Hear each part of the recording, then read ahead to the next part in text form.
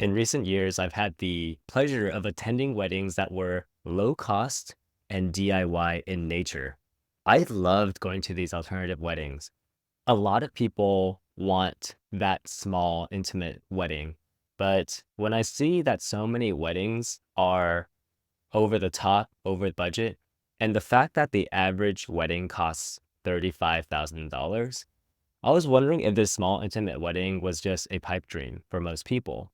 I myself never imagined having an extravagant wedding, so it was really inspiring to see friends take this into their own hands, collaborating as a couple, and customizing the wedding to their liking and budget. These celebrations that I went to, they felt personal, meaningful, and they were surprisingly affordable. Now I want to show you a highlight reel of these three weddings I went to. Wedding one, the backyard wedding. This couple borrowed a friend's beautiful house outside of downtown LA, so the most expensive cost of the wedding, the venue, was free. The couple was great at involving family and friends to co-create this wedding. I officiated the wedding and, along with several friends, prepped the venue the weekend before, from washing the floor to setting up decorations. The groom's uncle, a retired florist, contributed amazing floral arrangements.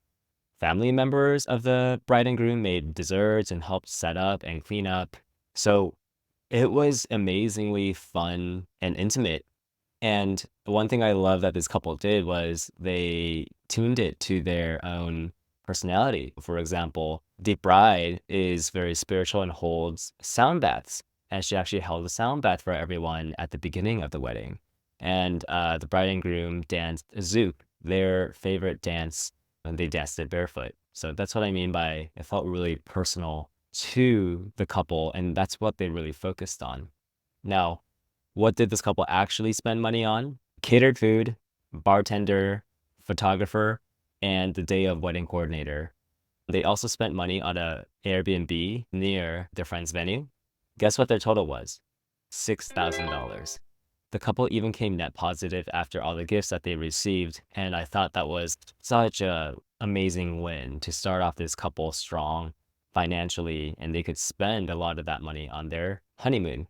Wedding two, Courthouse wedding and Airbnb. This couple didn't want a wedding, but wanted to celebrate getting married, so they decided to hire a photographer and gather friends outside the Santa Barbara courthouse. They were able to pull off an unofficial ceremony on the beautiful lawn area for free. To me, this felt as official as any ceremony. They read their vows, we all took pictures together. It was short and sweet. Then, this couple rented a huge Airbnb for the weekend where it was part wedding reception, part group hang. All the friends, we helped set things up so that it felt like wedding vibes. One of my favorite memories was playing Among Us in this whimsical Airbnb, and it was raining that weekend, so it was quite a mood.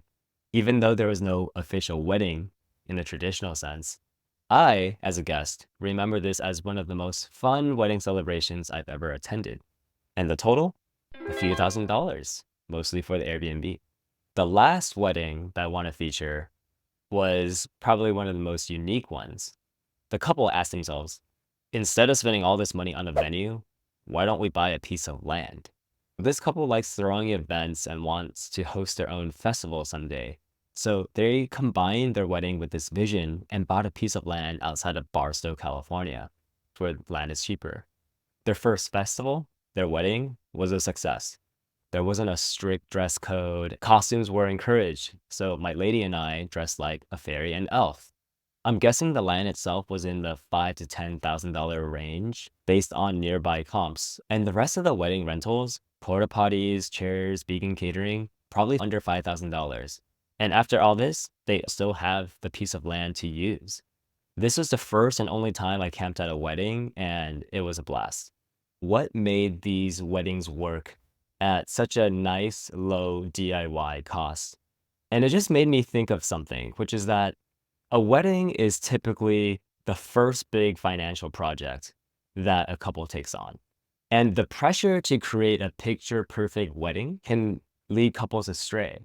For example, the groom might think, it's her special day she's been dreaming about since she was a little girl. I don't want to put limits on that. Or for her, this only happens once in a lifetime and he has a huge family. So yeah, we should spend more. I think this does set a risky precedent and a slippery slope financially. Weddings should be a team effort and not a one-sided show.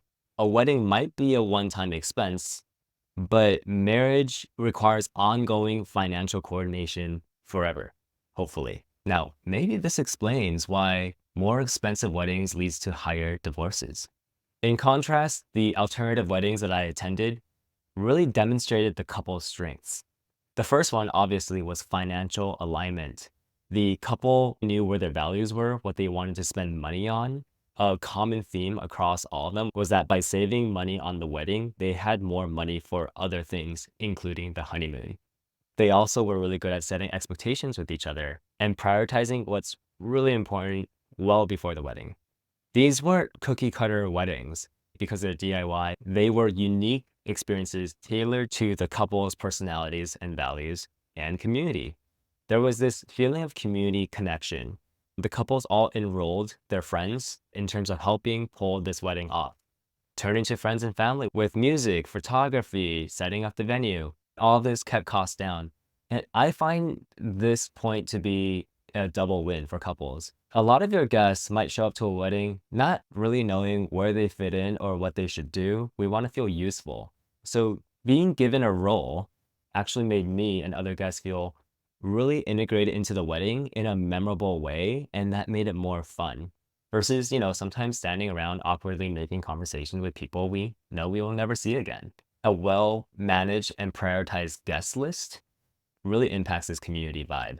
Instead of allowing consumerism to co-opt connection, these couples didn't allow their special day to be overruled by extravagance or how it looks to other people. And I just have to underscore, these were some of the most fun weddings I went to.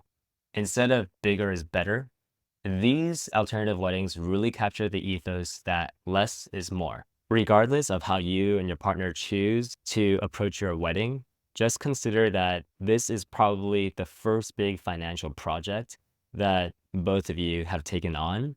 And to take that seriously, what kind of financial foundations and financial teamwork are we starting off with?